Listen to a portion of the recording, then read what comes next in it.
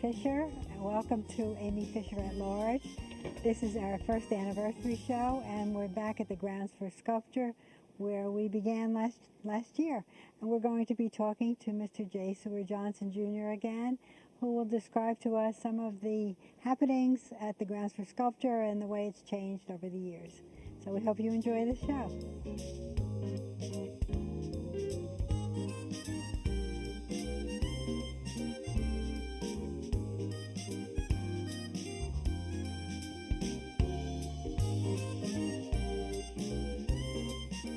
Mr. Johnson, so much has changed in the Grounds for Sculpture since last October. Could you tell us all the major things that have happened since then? Yes, I can. Well, we've expanded it 10 acres. That's the biggest thing. By taking up the road that used to come, the Fairgrounds Road, and putting a new one in, we were able to join two pieces of property. And my friend is commenting on what I'm saying here. So two pieces of property that we have landscaped it a bit, but we've yet to fill it full of sculpture. And so it'll be a little at a time developing that. In the meantime, we have a new entrance to Grounds for Sculpture and a separate entrance to Rats, which is you come in a different way. Right. And so people can enter the park from either end, depending on whether they're coming to eat at Rats, and they can enter the park between courses or after dinner. And then, so it's very much more complicated. Then here at Rats, we've expanded the kitchen to 3.5 times as big as it was. And we also have this expansion of the Kabul Cafe, which is going to further expand into here with belly dancing. And so, and everybody will be lying down on a rug and pillows around the belly dancer, who will be dancing in the middle. And I'll have to have a big, strong bodyguard there to protect her. And so we will, but also here we have dining, that you could dine out whether it's raining or not, because we have glass roofed trellises here that also are going to have heat underneath them. They'll have also the misters will keep it cool in the summer, and fans, and so it'll be nature a little bit improved. Right. And so that's the theory of this.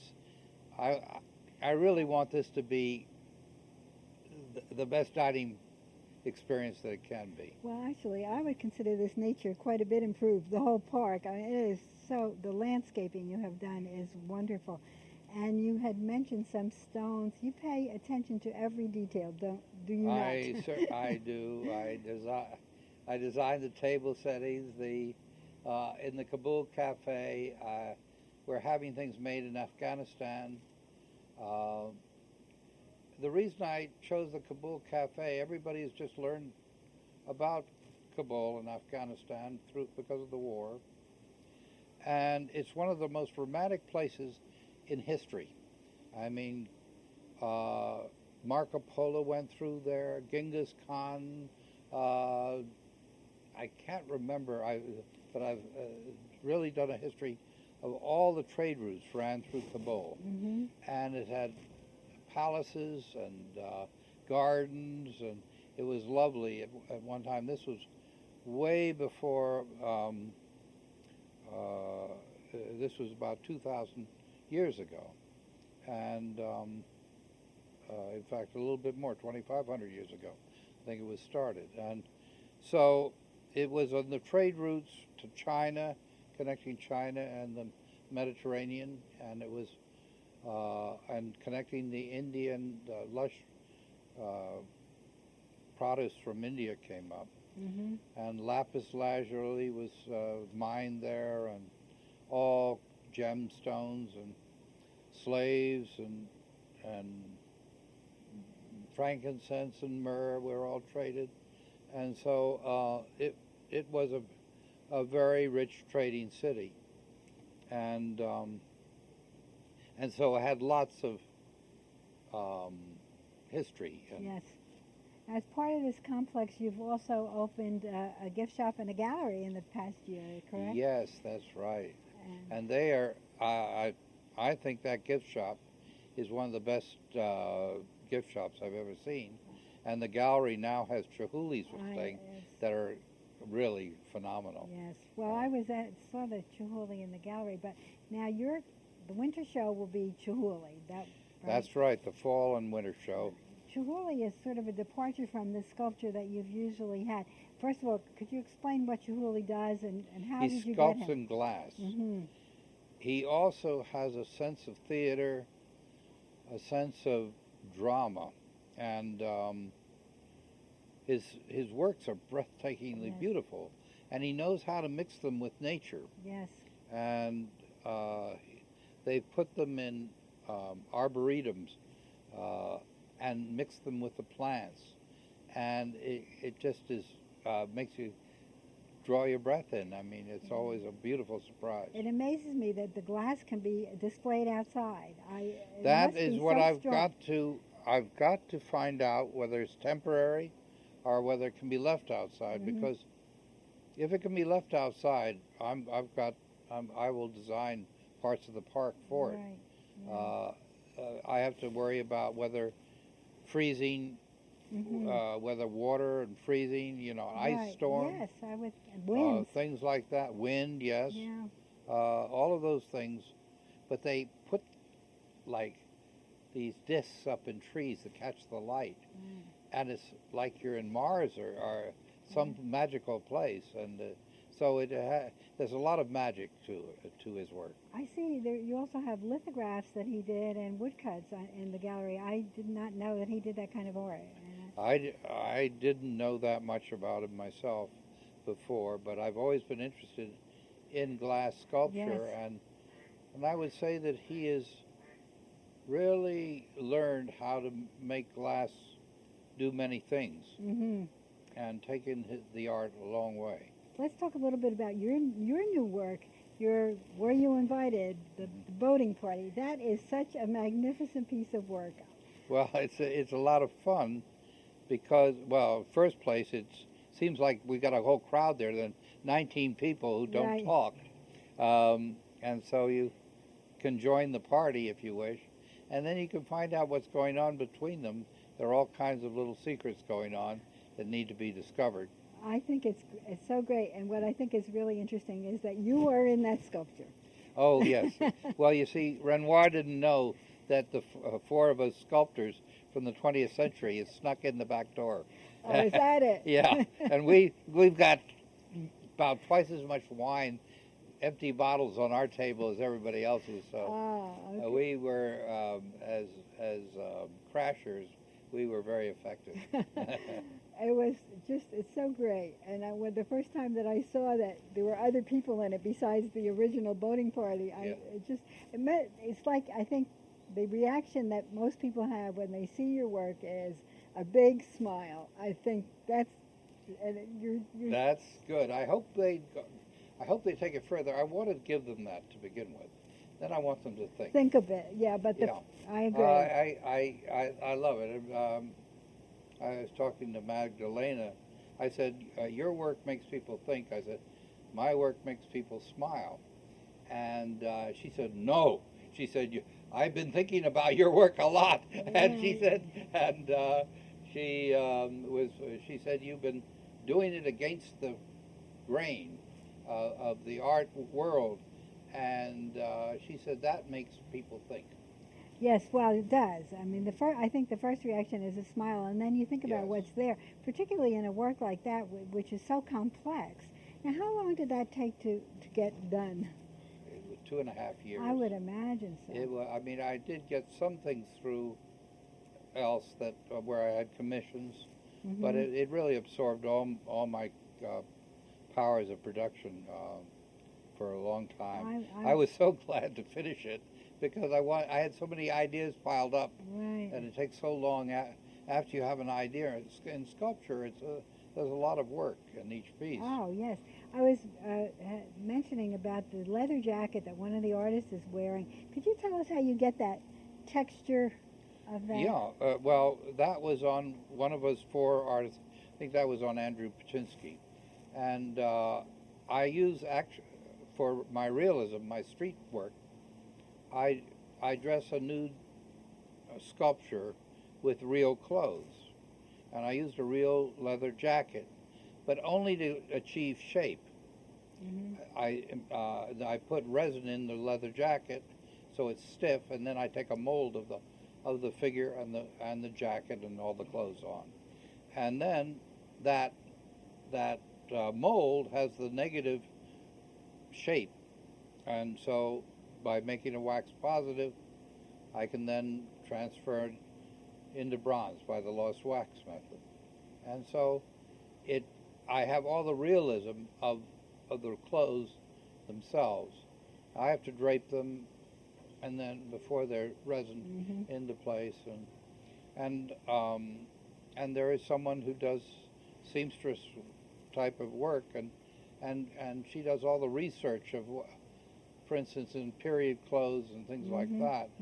What would do? I'm doing a piece that's going into Hackensack with Audrey Hepburn, and getting her clothes is so important because they were her signature, and so I have her. Her foundation is building a children's hospital there. Oh. So I have her. There's your friend. Standing. Thank you, sir. Standing with a builder, showing her the plans. But she sees a child over on the side, and she's waving with one finger to the child, and it's so. And having this hat that was so Audrey, it was so important because. I mean, she was just such an individual. Yes. And the way she dressed and everything was so individualistic, and I had to capture. I had done Marilyn Monroe. I don't generally do portraiture, but with people I'm really turned on to. I'm doing one of Kirk Douglas upstairs. He's going to be here on Sunday to pose with me. Great. And I did two faces, one when I knew him when I was 16 years old, and one now. Wonderful. And it looks so like Mount Rushmore. I've got these two faces coming out of one head. Oh, that's great. And that's going to be in stainless steel. And where will that be, an exhibit? I'll have to let him figure that one out. Okay. He's got to do it, but he asked me. I told him I don't do portraiture because I really don't like the second guessing about, you know. But I've done a few. I mean, I did my father. I did some people who went down in one of our submersibles and were killed. And so where I'm terribly moved, then I will do, and I'll put up with the problems. Now, one of your sculptures that makes you think right from the beginning, and this does not evoke a smile, is the King Lear that you have. Yes, the King Lear I did when my father was nearly the year before he died, and he seemed to be realizing that he'd made a terrible mistake in marrying the last time. And he was sort of being ejected from his own estate, as it were. And that, of course, is the story of King Lear by his daughters, and except for one daughter. And so I was going to have that put into Lincoln Center, and I was going to have Lincoln Center people come out and see it, so I was going to put it at Yasna Polana to have it looked at. But my father's widow put her foot down, didn't want it to be brought through the house. I don't know if she picked up on on the story or not. And so I put it outside the front gate of the house, Mm-hmm. and then my father died, and the damn thing was left there, and I had to get it off the property to get it back. So I had the atelier call them up and say it has bronze disease, and it has to be gotten out. So I sent the crew there, and I told them, be sure to take a camera and 2 rolls of film and get pictures of it there, and take the film out of the camera immediately because the guards will take the cameras away and take your film away. And so they did do that. And then I had another truck at the end of the driveway with a crane. So I said, drive to the gate, and if they close the gates on you, put the crane and take it over the gate. And so we had this all planned. We got it out without any problem, but Well, I had a good. battle plan. Well, it's in a case. perfect place here. It's Yeah. just, and after seeing all of your other work, it's a surprise when you read that's by you. Yes, well, I was working on this piece. When I first did it, the maquette, I stayed up all night, and I really finished it just before breakfast. And I was so excited, I just stayed up all day. Right. And so then when I went to make it, they were cutting blocks of plastiline for me, and I was just slapping them on. And all of a sudden I said, hey, this looks like pelts of fur. Uh-huh. And so I'll leave it. Right. Stop right It's there. wonderful. So Well, let's talk a little bit about this sculpture that's right here, well, now behind the mist. Where is that from? this head is by Philip Grossman, and he calls it Leucanthur. Mm-hmm. And so the room opposite the head there is called the Leucanthur room. Uh-huh. And in the mist here, and this is a mist that we create with compressed air, it has a wonderful eerie quality, and because these are supposed to be like the Monet Gardens in Giverny, that's what the bridge is. We were concerned whether it would take away from that, but I think it doesn't.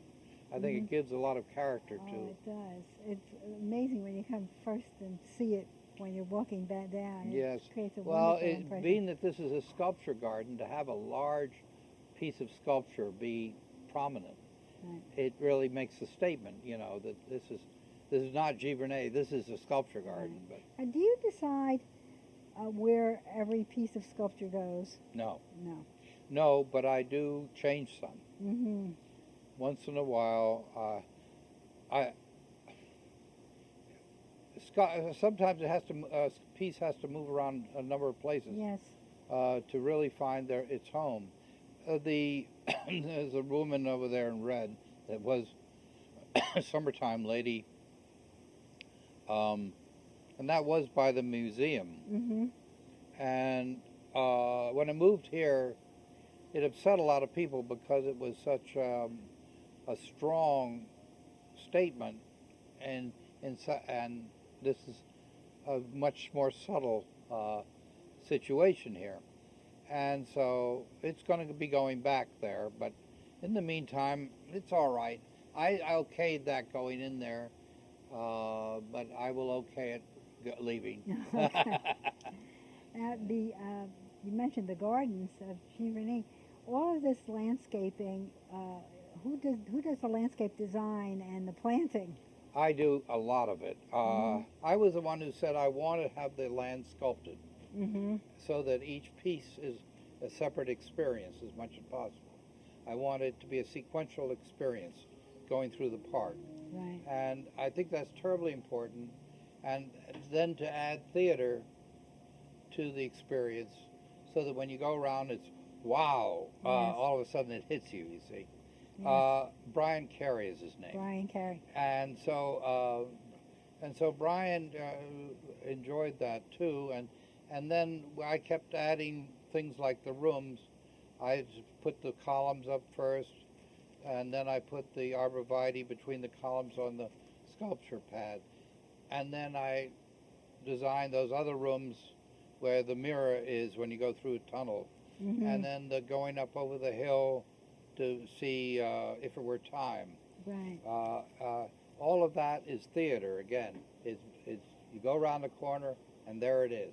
The idea is that it's got to be endless. I mean, we're going to have that new building over there that's where we joined the properties. That's going to have 3 theaters in it for independent films, Wow.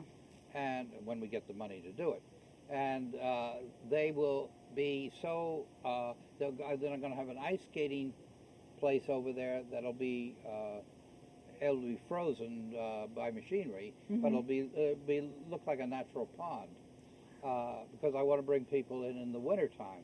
We have a warming hut we just built. Yes, and tell me about that. What is the warming hut? Well, the warming hut is a place to come in so you can go when it's snowing or whatever, and you can go and cuddle in there, and maybe we'll serve hot chocolate or something. Be great. But the whole idea is to be able to make you able to stay out longer without getting a chill. One of the things that we mentioned when we were here last is that this used to be the New Jersey State Fairgrounds, and you said when you first came upon it was rubble. And absolute rubble, yes, so, because they had torn down the grandstands, and all of the broken bricks were all over the place. Not even weeds were growing. I mean, it was really pretty awful looking. So what was did you have a vision for this, that this would happen when you first saw it? I didn't have a vision that this would happen. I thought we'll improve it, and each step. I remember I brought out the head of the Lincoln Center and showed it, and said this is going to be a sculpture park, and he nodded. And he told me later he thought I was mad, and he said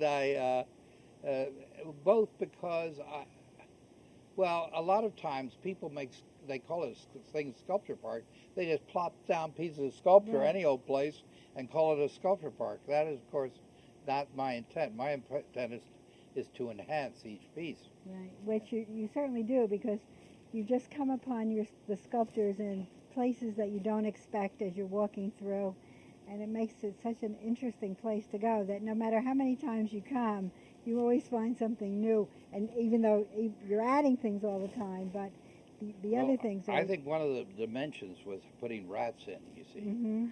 Having a very fine restaurant is the experience you have when you are in Paris. You mix culture with fine dining as part of culture.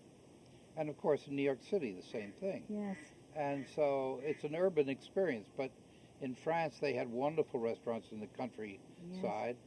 So to mix culture in the country with a fine dining experience, to me, takes it all the way, and you get different type of people, and you cross-reference them. Right. You've got somebody who's interested in a wonderful meal, but they get to walk off each course and learn a little bit about sculpture and have a little fun. How about, I want to ask you about how you feel about children coming? Children? I like to have children come. We give them pads so that they can interact with the sculpture. I like to have them on weekdays.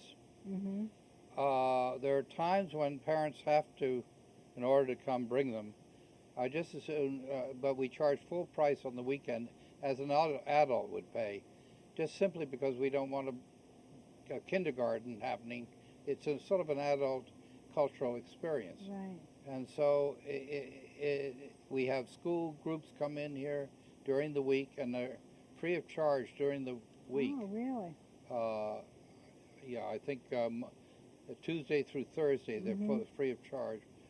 And I think we have for senior citizens a very, I don't know if it's free of charge or next to it, during the week. During the week. And then it goes up on the weekends. And you're open Tuesday through Sunday, correct? Tuesday through Sunday, right. And what I want to try and figure out is what to do on holiday weekends where Monday is part of it.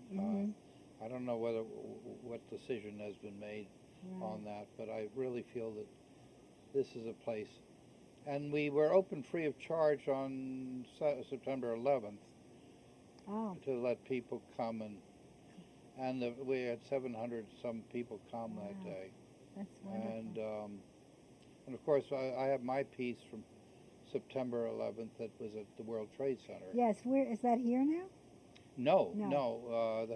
I hope it's there. I haven't. I have somebody from the New York Times looking for it. They are because it wasn't. It's not where it was, and so somebody's put it someplace, and I've got to find out where it is so I can add all the accoutrements that people had put on it. I've made them into bronze. The teddy bears, the crosses, the all the signs and everything, and the flowers. You couldn't see the piece. It was so buried in all of this by the rescue workers. So I felt that they made their sculpture there. Yes. And my piece was just an armature for their sculpture. And so that's what I'm trying to recreate in bronze. What are your plans for the immediate future? Just trying to weather through the economic situation here, and then I would like to expand with that new building, and then I'd like to build a hotel, and we have 7 acres more of expansion room to build a hotel that will be called the Bedbug Inn. Yes, that's wonderful. Well, thanks so much for taking the time to talk with us again. Well, we'll see you again, I hope. Thank you. I look forward to it, and yes, we'll have an anniversary meeting. Okay, great. Thanks a lot. Thanks to you.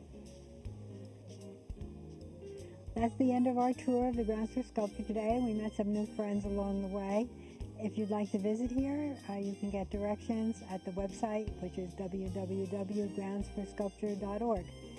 We hope you enjoyed the show, and we hope to see you again soon. Thanks for watching.